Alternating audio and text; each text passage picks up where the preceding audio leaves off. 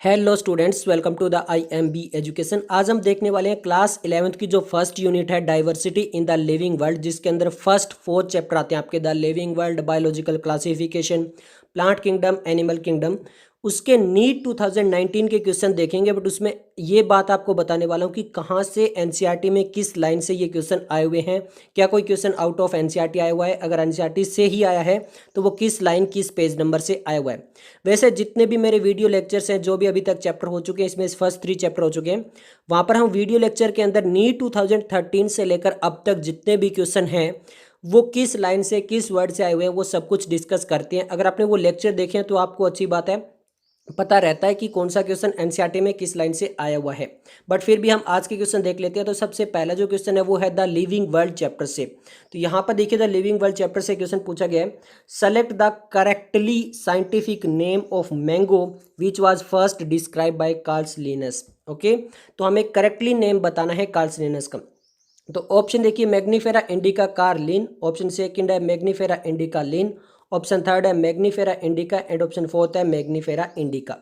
अब यहाँ पे कंफ्यूजन होता है कैपिटल आई और स्मॉल आई में, और फिर उसके बाद यहाँ पे ये करेक्ट हो जाता है, बट इसमें फिर कंफ्यूजन होता है मैग्नीफेरा का इंडिका लिन और ये इसमें।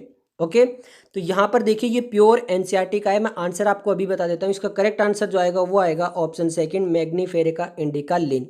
ओके, द लिविंग वर्ल्ड का जो क्वेश्चन है उसका आंसर आपको मिलेगा पेज नंबर 7 पर, जहां पे बायोनोमियल नोमेनक्लेचर के ये कुछ रूल्स लिख रखे हैं। उसके बिल्कुल नीचे वाला पैराग्राफ है, वहीं पर यह इसका आंसर आपको मिल जाएगा।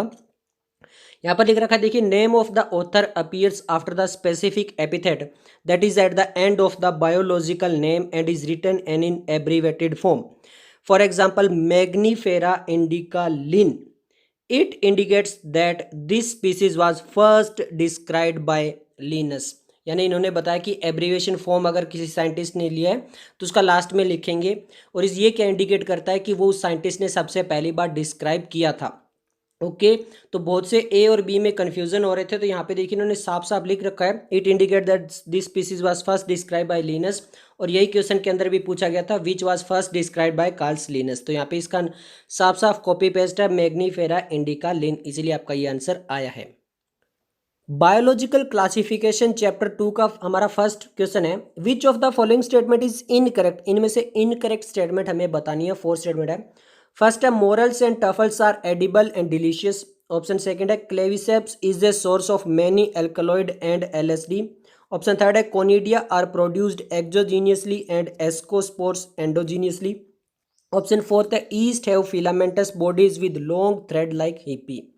तो हमसे इनकरेक्ट पूछा है। ओके, तो कई बार क्या होता है कि हम जो ऑप्शन होता है वो हमें पता नहीं होता कि ये एनसीईआरटी से है या नहीं है, पता नहीं कहाँ लिखा हुआ है।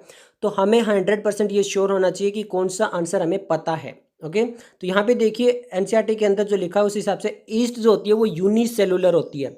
बाकी जितनी भी फंजाई होती है वो फिलामेंटस होती है, बट ईस्ट होती है वो फिलामेंटस नहीं होती, यूनिसेलुलर होती है with long thread like hyphae. तो यहाँ पे ये जो है ये इनकरेक्ट है। इन्होंने कहा कि ईस्ट जो वो फिलामेंटस है, but according to NCERT yeast filamentous नहीं है, तो ये इनकरेक्ट है, इसलिए आंसर आ जाएगा ऑप्शन फोर्थ।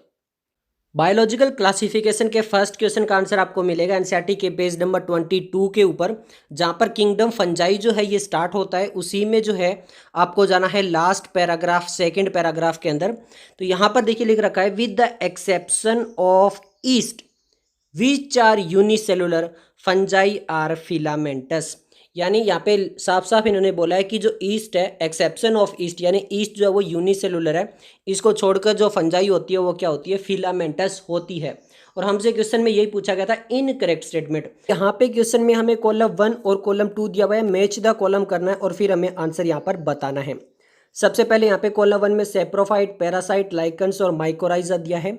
इधर दिया है symbiotic association of fungi with plant root, decomposition of dead organic material, living on living plants और animals, and for the symbiotic association of algae and fungi.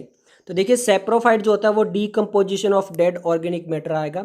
Parasite जो होता है वो लिविंग ऑन लिविंग प्लांट्स और animals होता है। जो lichens होता है उसमें symbiotic association of algae and fungi होता है। एंड माइकोराइजा में क्या होता है आपका association, symbiotic association of fungi and plants होता है। तो हमारा ए जो है वो सेकंड के साथ जाना चाहिए, यहाँ पे ऐसे दो ऑप्शन है। बी जो हमारा थर्ड के साथ जाना चाहिए, ऐसा एक ही ऑप्शन है। तो हमारा करेक्ट यहाँ पे आंसर तो आ जाता है ऑप्शन फोर्थ।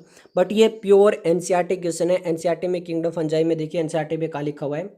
तो इस क्वेश्चन का आंसर भी सेम पेज नंबर पे है, यहीं पे किंगडम फंजाई के अंदर पैराग्राफ जो थर्ड पैराग्राफ है वहां पर, यहाँ पर देखिए लिख रखा है most fungi are heterotrophic and absorb soluble organic matter from dead substrate and hence are called saprophyte. यानी जो वो फंजाई जो डेड सबस्ट्रेट से अपना फूड लेती है उनको सेप्रोफाइट। आगे लिख रखा है those that depend on living plants and animals are called parasite. यानी जो लिविंग प्लांट्स और एनिमल्स पे डिपेंड है उनको पैरासाइट। आगे देखिए they are also can live as symbiotic. यानी कुछ फंजाई जो सिम्बायोटिक रिलेशनशिप के साथ भी रह सकती है। इनमें दो ऑप्शन आते हैं, एक लाइकन एंड एक माइकोराइजा। लाइकन में क्या होता है, इन एसोसिएशन विद एल्गी। यानी जो फंजाई और एल्गी एसोसिएशन से रहती है उसको बोलते हैं lichen. And with roots of higher plants, अगर हायर प्लांट्स की रूट के साथ जो एसोसिएशन करती है उसको बोलते हैं माइकोराइजा। ओके, तो ये सब कुछ लिखा हुआ है यहाँ पर एनसीईआरटी के अंदर। बायोलॉजिकल क्लासिफिकेशन का ही थर्ड क्वेश्चन हमारा, which of the following statement is incorrect. वापिस से हमसे ये पूछा गया कि इनकरेक्ट स्टेटमेंट कौन सी है। ऑप्शन फर्स्ट दिया गया वायरोइड्स लेके प्रोटीन कोड, सेकंड दिया गया virus are obligate parasite, third दिया गया infectious constitute in virus is the protein code, and option four दिया गया prions consist of abnormally folded proteins. तो हमसे इनकरेक्ट पूछा गया है।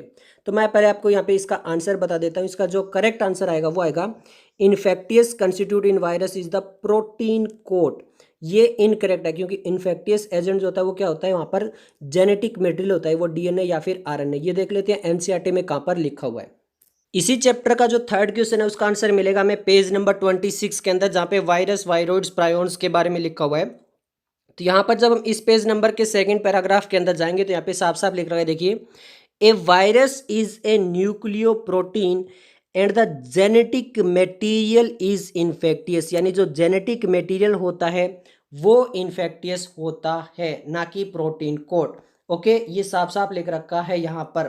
प्लांट किंगडम जो थर्ड चैप्टर, वहां से केवल वन क्वेश्चन आया था नीट 2019 में। From evolutionary point of view, retention of the female gametophyte with developing young embryo on the parents sporophyte for some time it is first observed in. यानी जो आपका female gametophyte है वो कुछ time के लिए पेरेंट्स स्पोरोफाइट पे रहता है, सबसे पहले किस में ऑब्जर्व किया गया था। ऑप्शन दिए गए मोसिस, टेरिडोफाइट, जिम्नोस्पर्म या फिर लीवरवर्ट्स। तो इसका जो करेक्ट आंसर आएगा वो तो आएगा टेरिडोफाइट। अब एनसीईआरटी में देख लेते हैं कि ये कहाँ पर लिखा गया है। प्लांट किंगडम से जो केवल एक क्वेश्चन आया उसका आंसर आपको मिलेगा पेज नंबर 38 पर। और यहाँ पर देखिए, यहाँ पे इसके नीचे जो बिल्कुल लास्ट पैराग्राफ है वहाँ पर लिख रखा है the female gametophyte in these plant कौन से, टेरिडोफाइट प्लांट्स है, are retained on the parent sporophyte for variable periods. The development of the zygote into young embryo take place within the female gametophyte.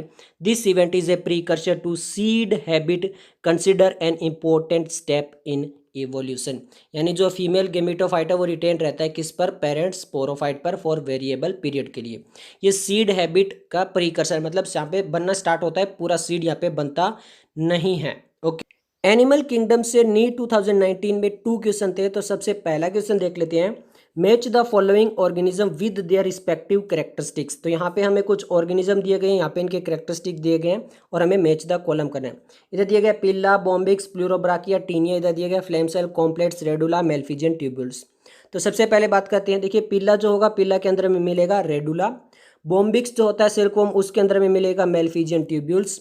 प्लूरोब्राकिया के अंदर मिलेगा कॉम्प्लेट्स और taenia के अंदर में मिलेगा फ्लेम सेल्स। तो ए जो है वो हमारा थर्ड के साथ जाना चाहिए। ओके, बी जो है वो हमारा फोर्थ के साथ जाना चाहिए।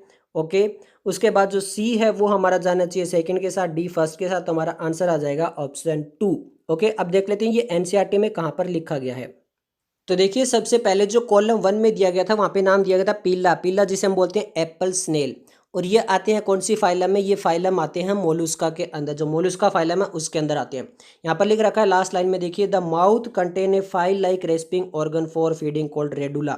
यानी जो रेडुला है वो किस में मिलता है हमें देखने को, एप्पल स्नेल यानी पिल्ला के अंदर देखने को मिलता है। उसके बाद जो सेकंड है वो बॉम्बिक्स है। बॉम्बिक्स देख लीजिए यहीं पे लिखा हुआ है बॉम्बिक्स यानी सिल्कवॉर्म जिसे हम बोलते हैं। और ये आती है हमारे फाइलम आर्थ्रोपोडा के अंदर। यहाँ पे देखिए लिखा भी हुआ है फाइलम आर्थ्रोपोडा, पेज नंबर 53। तो यहाँ पे देखिए साफ साफ लिखा है excretion take place through malpighian tubules, यानी जो मेलफिडियन ट्यूब्यूल्स है वो कहाँ पे देखने को मिलेगी, हमें बोम्बिक्स के अंदर देखने को मिलेगी। नेक्स्ट हम बात कर लेते हैं प्लूरोब्राकिया के बारे में। तो प्लूरोब्राकिया में पेज नंबर 51 फाइलम जो है वो टीनोफोरा के अंदर देखने को मिल जाते हैं। एग्जांपल है प्लूरोब्राकिया एंड टीनोप्लाना। तो यहाँ पे इसके अंदर लिख रखा है, देखिए the body bears 8 external rows of ciliated comb plates which help in locomotion, यानी जो कॉम्प्लेट्स होती है वो लोकोमोशन में मदद करती है। तो कॉम्प्लेट्स हमें कहाँ पे देखने को मिलेगी, वो मिलेगी हमें प्लूरोब्राकिया के अंदर, फाइलम टीनोफोरा के अंदर। नेक्स्ट इसी के नीचे वाली फाइलम है प्लेटियलमंथीज, और प्लेटियलमंथीज के एग्जांपल है टीनिया, टेपोर, ओफेसिकोला, लिवर फ्लूक। ओके, तो यहाँ पे देखिए टीनिया यहाँ पे साफ साफ लिखा हुआ है। देखिए इसी जो फाइलम प्लेटियलमंथीज है इसके अंदर ये चीज साफ साफ लिखी है, specialise cells called flame cells help in osmoregulation and excretion, यानी जो फ्लेम सेल्स है वो किस में मिलते हैं, फाइलम प्लेटियलमंथीज के अंदर देखने को मिलते हैं, जिसका एग्जाम्पल है टीनिया। तो यहाँ पे इन सबको मिलाने के बाद हमारा आंसर आ जाता है। एनिमल किंगडम का जो नेक्स्ट क्वेश्चन है वो है कंसीडर द फॉलोइंग फीचर। यहाँ पे 3 फीचर दिए गए। ए दिया गया organ system level of organisation, B दिया गया बाइलेटरल सिमेट्री, सी दिया गया true coelomate with segmentation of body. Okay, और यहाँ पे पूछा गया select the correct option of animal group which possess all the above characters, यानी हमें वो फाइलम बताना है जिसमें ये सभी करेक्टर मिलते हैं। तो फर्स्ट दिया गया option Annelida arthropoda Chordata, second दिया गया एनालिडा आर्थ्रोपोडा मोलुस्का, थर्ड दिया गया arthropoda Mollusca Chordata and fourth दिया गया एनालिडा मोलुस्का एंड कोर्डेटा। तो देखिए जो एनसीईआरटी के अंदर साफ साफ लिखा है ये बिल्कुल सभी में मिलते हैं। Okay, first second true coelomate भी सभी में मिलते हैं, बट सेगमेंट और अनसेगमेंटेड का एक बहुत ही माइन्यूट सा डिफरेंस आता है वन वर्ड का। तो जो सेगमेंटेशन बॉडी है वो मोलुस्का के अंदर नहीं मिलती है। तो यहाँ पे देखिए इन 3 ऑप्शन में मोलुस्का, यहाँ पे अनसेगमेंटेड मिलती है, सेगमेंटेड नहीं मिलती है। तो हमारा जो आंसर आएगा वो आएगा ऑप्शन फर्स्ट। अब देख लेते हैं एनसीईआरटी में ये कहाँ पर लिखा गया है।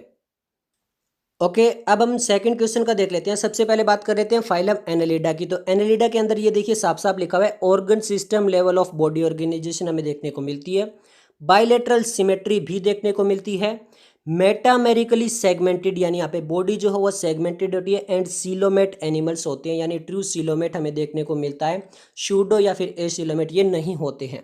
ओके, उसके बाद हम नेक्स्ट चलते हैं। यहाँ पर देखिए फाइलम आर्थ्रोपोडा की बात कर लेते हैं। तो फाइलम आर्थ्रोपोडा में भी यही लिखा हुआ है, देखिए organ system level of body organisation देखने को मिलती है, बाइलेटरल सिमेट्री भी होती है, सेगमेंटेड होती है और सीलोमेट एनिमल्स होते हैं, यानी ये भी ट्रू सीलोमेट होती है, बट बॉडी जो वो सेगमेंटेड यहाँ पर भी होती है। अब हम चलते हैं मोलुस्का फाइलम के अंदर। तो मोलुस्का फाइलम में भी ये सारी चीज़ें लिखी हुई है। देखिए organ system level of organisation देखने को मिलती है, जी सही है, बाइलेटरल सिमेट्री देखने को मिलती है, जी सही है, ट्रिप्लोब्लास्टिक एंड सीलोमेट एनिमल्स है, ये भी बिल्कुल सही है। बट एक शब्द आपका नीट में क्वेश्चन गलत करवा सकता है, जैसे एक मच्छर जो हुआ ऐसे ही, body is covered by a calcareous shell and is unsegmented. यहाँ पे साफ साफ इन्होंने लिख रखा है जो बॉडी होती है वो कैसी होती है, अनसेगमेंटेड होती है, बट क्वेश्चन में लिख रखा था कि वहाँ पे बॉडी जो वो सेगमेंटेड होनी चाहिए। बट मोलुस्का के फाइलम में जो वो अनसेगमेंटेड बॉडी होती है with the distinct head, muscular foot and visceral hump. Okay, तो यहाँ पे जो भी ऑप्शन है मोलुस्का वाले वो सारे हट जाते हैं और इसीलिए हमारा आंसर आ जाता है। ओके, तो ये सब कुछ था आज की वीडियो के लिए। अगर आपको वीडियो पसंद आई तो लाइक कीजिए, दोस्तों के साथ शेयर कीजिए। मिलते हैं जल्दी नेक्स्ट वीडियो के साथ, तब तक के लिए धन्यवाद।